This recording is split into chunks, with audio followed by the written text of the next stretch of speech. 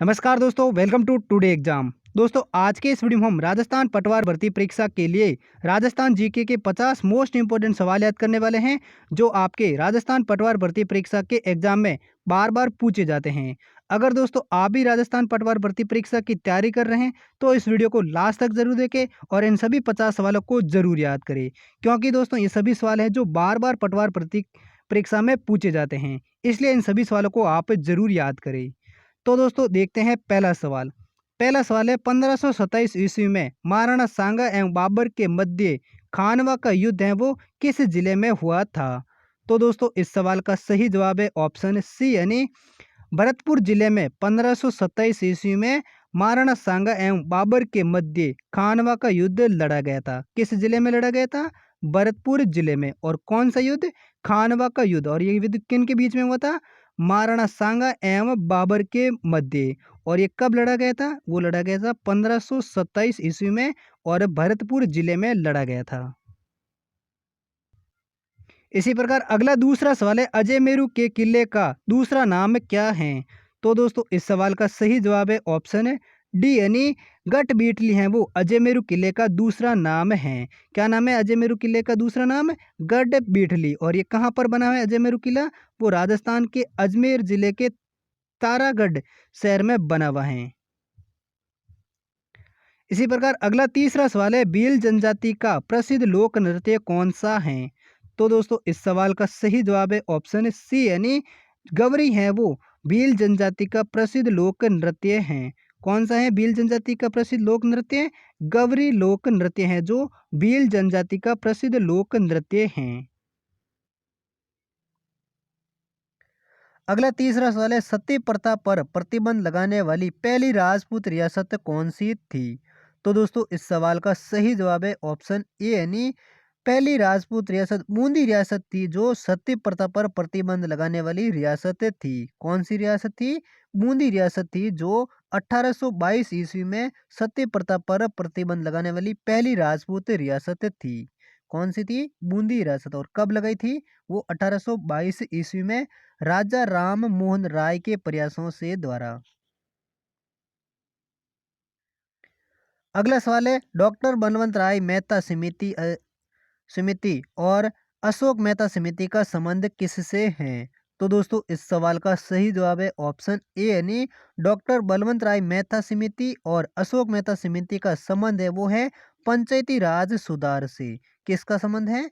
Doctor Balwant राय मेहता समिति और अशोक मेहता समिति का संबंध है वो पंचायती राज सुधार से है। अगला सवाल है, महाराणा प्रताप की मृत्यु कब हुई थी। तो दोस्तों इस सवाल का सही जवाब है ऑप्शन बी, यानी जनवरी 1597 ईस्वी में महाराणा प्रताप की मृत्यु हुई थी। कब हुई थी? 1597 ईस्वी में महाराणा प्रताप की मृत्यु हुई थी।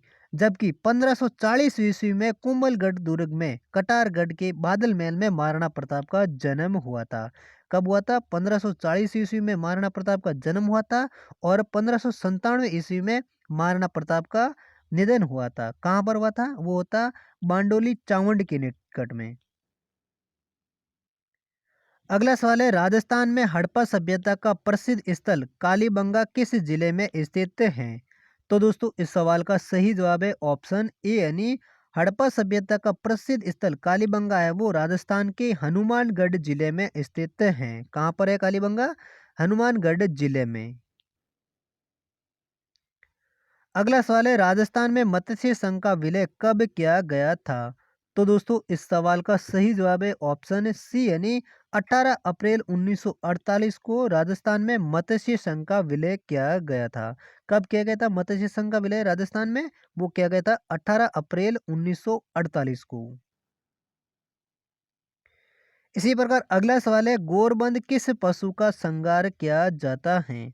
तो दोस्तों इस सवाल का सही जवाब है ऑप्शन बी, यानी गोरबंद से ऊंट पशु का श्रृंगार किया जाता है। किस पशु का श्रृंगार गोरबंद से किया जाता है? वो किया जाता है ऊंट पशु का। अगला सवाल है, नैनसिरी ख्यात किस भाषा में लिखी गई है। तो दोस्तों इस सवाल का सही जवाब है ऑप्शन ए यानी राजस्थानी भाषा में नैणसीरी ख्यात लिखी गई हैं। और ये किसके द्वारा लिखी गई हैं? वो लिखी गई थी हैं मोहनोत नैणसी द्वारा ये लिखी गई थी। किसके द्वारा? मोहनोत नैणसी हैं जिनके द्वारा नैणसीरी ख्यात राजस्थानी भाषा में लिखी गई थी।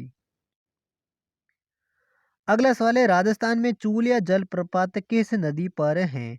तो दोस्तों इस सवाल का सही जवाब है ऑप्शन सी यानी राजस्थान में चूलिया जलप्रपात हैं वो चंबल नदी पर हैं। जो अगर किसी जिले का पूछे कि चूलिया प्रपात किस जिले में है, वो है चित्तौड़गढ़ जिले में। कहाँ पर है? चित्तौड़गढ़ जिले में है और ये चंबल नदी के किनारे पर बना हुआ है। अगला सवाल है राजस्थान में बास्केटबॉल की शुरुआत कब हुई थी? तो दोस्तों इस सवाल का सही जवाब है ऑप्शन ए यानी साल 1948 ईस्वी में राजस्थान में बास्केटबॉल की शुरुआत हुई थी। और आपको बता दें कि राजस्थान का राज्य खेल भी है वो बास्केटबॉल ही है, जिसकी शुरुआत कब हुई थी? साल 1948 में। अगला सवाल है राजस्थानी रियासतों में सबसे पहले किस रियासत में प्रजामंडल की स्थापना की गई थी? तो दोस्तों इस सवाल का सही जवाब है ऑप्शन सी यानी राजस्थानी रियासतों में सबसे पहले जयपुर रियासत में प्रजामंडल की स्थापना हुई थी। किस रियासत में? जयपुर रियासत में सबसे पहले प्रजामंडल की स्थापना हुई थी। अगला सवाल है पश्चिमी राजस्थान का सबसे बड़ा बांध कौन सा है? तो दोस्तों इस सवाल का सही जवाब है ऑप्शन ए यानी जमई बांध है जो पश्चिमी राजस्थान का सबसे बड़ा बांध है। और ये माही नदी पर जमई नदी पर पाली जिले में बना हुआ है। कहाँ पर बना है? पाली जिले के सुमेरपुर में। कहाँ पर बना हुआ है ये? पूछे तो दोस्तों इसका सही जवाब हो जाएगा पाली जिले के सुमेरपुर में। और ये पश्चिमी राजस्थान का सबसे बड़ा बांध भी है। अगला सवाल है राजस्थान राज्य में पूर्णतः बहने वाली नदी कौन सी है? तो दोस्तों इस सवाल का सही जवाब है ऑप्शन सी यानी बनास नदी है जो राजस्थान राज्य में ही पूर्णतः बहने वाली नदी है। कौन सी नदी है जो राजस्थान राज्य से ही पूर्णतः बहने वाली नदी है? वो है बनास नदी। तो दोस्तों देखते हैं अगला सवाल। अगला सवाल है राजस्थान की दूसरी सबसे ऊंची चोटी कौन सी है? तो दोस्तों इस सवाल का सही जवाब है ऑप्शन सी यानी राजस्थान की दूसरी सबसे ऊंची चोटी है वो है सहर पर्वत चोटी, जिसकी ऊंचाई है 1597 मीटर। कितनी है? 1597 मीटर ऊंची चोटी है। इसका नाम है सहर चोटी जो सिरोही जिले में बनी हुई है। कहाँ पर है? सिरोही जिले में। और दोस्तों सबसे ऊंची चोटी की बात करें तो वो है गुरु शिखर, जिसकी ऊंचाई है 1722 मीटर। ये भी सिरोही जिले में ही बनी हुई है। इसी प्रकार अगला सवाल है निम्न में से किस झील पर सोडियम सल्फेट संयंत्र स्थापित किया गया है? तो दोस्तों इस सवाल का सही जवाब है ऑप्शन ए यानी नागौर जिले की डीडवाना झील है जिस पर सोडियम सल्फेट संयंत्र स्थापित किया गया है। कहाँ पर किया गया है सोडियम सल्फेट संयंत्र स्थापित? वो किया गया है डीडवाना झील। और डीडवाना झील कहाँ पर है? वो है राजस्थान के नागौर जिले में। अगला सवाल है निम्न में से राजस्थान की सबसे वृहद सिंचाई परियोजना कौन सी है? तो दोस्तों इस सवाल का सही जवाब है ऑप्शन डी यानी इंदिरा गांधी नहर परियोजना है जो राजस्थान की सबसे वृहद सिंचाई परियोजना है। कौन सी परियोजना है राजस्थान की सबसे वृहद परियोजना? वो है इंदिरा गांधी नहर परियोजना, जिसकी शुरुआत है वो मार्च 1958 में हुई थी। कब हुई थी? मार्च 1958 में हुई थी। अगला सवाल है राजस्थान में शीतकाल में होने वाली वर्षा क्या कहलाती है? तो दोस्तों इस सवाल का सही जवाब है ऑप्शन बी यानी राजस्थान में शीतकाल में होने वाली वर्षा को मावट कहते हैं। क्या कहते हैं? शीतकाल में होने वाली वर्षा को राजस्थान में मावट कहते हैं। अगला सवाल है केंद्र सरकार ने जोधपुर में वन अनुसंधान विभाग की स्थापना किस पंचवर्षीय योजना में की थी? तो इस सवाल का सही जवाब है ऑप्शन सी यानी राजस्थान सरकार या केंद्र सरकार ने जोधपुर ने वन अनुसंधान विभाग की स्थापना है वो प्रथम पंचवर्षीय योजना के तहत की थी। कब की थी? प्रथम पंचवर्षीय योजना की। और किसकी की थी? वो की थी वन अनुसंधान विभाग की। और ये जोधपुर जिले में बना हुआ है। अगला सवाल है राजस्थान में कुल कितने राष्ट्रीय उद्यान बने हुए हैं? तो इस सवाल का सही जवाब है ऑप्शन ए, यानी राजस्थान में कुल 3 राष्ट्रीय उद्यान बने हुए हैं। कौन कौन से हैं वो? रणथंभौर राष्ट्रीय उद्यान जो सवाई माधोपुर जिले में है। दूसरा है केवलादेव घना राष्ट्रीय विहार पक्षी विहार जो भरतपुर जिले में है। तीसरा है मुकुंदरा हिल्स नेशनल पार्क जो राजस्थान के कोटा जिले में बने हुए हैं। जबकि सभी से वन्य जीव अभयारण्य हैं।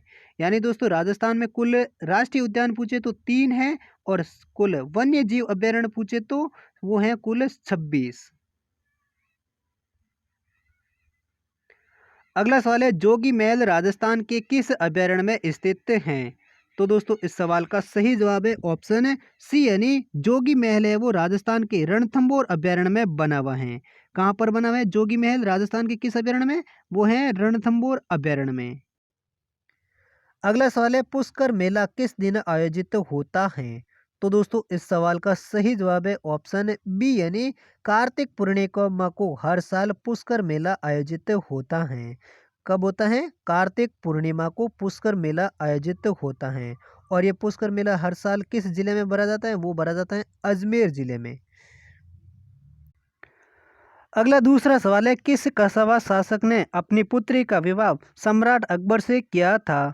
तो दोस्तों इस सवाल का सही जवाब है ऑप्शन बी, यानी कसावा शासक राजा बारमल थे जिन्होंने अपनी पुत्री का विवाह सम्राट अकबर से किया था। किस कसावा शासक ने? राजा बारमल ने। अगला सवाल है कालीबंगा का उत्खनन निम्नलिखित में से किस विद्वान के निर्देशन में हुआ था? तो दोस्तों इस सवाल का सही जवाब है ऑप्शन सी, यानी कालीबंगा सभ्यता का उत्खनन है वो श्री बीबी लाल के निर्देशन में हुआ था। किसके निर्देशन में हुआ कालीबंगा सभ्यता का उत्खनन? श्री बीबी लाल के निर्देशन में। अगला सवाल है कालीबंगा के अवशेषों में किस लिपि का प्रयोग किया गया था? तो दोस्तों इस सवाल का सही जवाब है ऑप्शन सी, यानी कालीबंगा के अवशेषों में सैंधव लिपि का प्रयोग किया गया था। किस लिपि का प्रयोग किया गया था कालीबंगा के अवशेषों में? सैंधव लिपि का। अगला सवाल है कालीबंगा सभ्यता के अवशेष राजस्थान के किस जिले में प्राप्त हुए हैं? तो दोस्तों इस सवाल का सही जवाब है ऑप्शन बी, यानी कालीबंगा सभ्यता के अवशेष है वो राजस्थान के हनुमानगढ़ जिले में प्राप्त हुए थे। किस जिले में प्राप्त हुए थे कालीबंगा की सभ्यता के अवशेष? हनुमानगढ़ जिले में। अगला सवाल है सवाई जय सिंह ने जयपुर की स्थापना कब की थी? तो दोस्तों इस सवाल का सही जवाब है ऑप्शन सी, यानी सन 1726 ईस्वी में सवाई जय सिंह ने जयपुर शहर की स्थापना की थी। कब की थी सवाई जय सिंह ने जयपुर की स्थापना? 1727 ईस्वी में। अगला सवाल है बातारी फुलवारी के लेखक कौन हैं? तो दोस्तों इस सवाल का सही जवाब है ऑप्शन सी, यानी विजयदान देता है जो बातारी फुलवारी के लेखक हैं। कौन है बातारी फुलवारी के लेखक? विजयदान देता। अगला सवाल है बनी ठनी चित्र जिसे भारतीय मोनालिसा कहते हैं वह किस चित्र शैली में है? तो दोस्तों इस सवाल का सही जवाब है ऑप्शन बी, यानी बनी ठनी चित्र शैली जिसे भारतीय मोनालिसा कहते हैं वो किशनगढ़ी शैली में है। किस शैली में है? किशनगढ़ शैली में। अगला सवाल है शेखावटी चित्र में कौन सा नृत्य होता है? तो दोस्तों इस सवाल का सही जवाब है ऑप्शन ए, यानी शेखावटी क्षेत्र में गीदड़ नृत्य होता है। कौन सा नृत्य होता है शेखावटी क्षेत्र में? गीदड़ नृत्य। अगला सवाल है तेरेपंथी शाखा के संस्थापक कौन थे? तो दोस्तों इस सवाल का सही जवाब है ऑप्शन ए, यानी बिक्रमजी ओसवाल हैं जो तेरेपंथी शाखा के संस्थापक थे।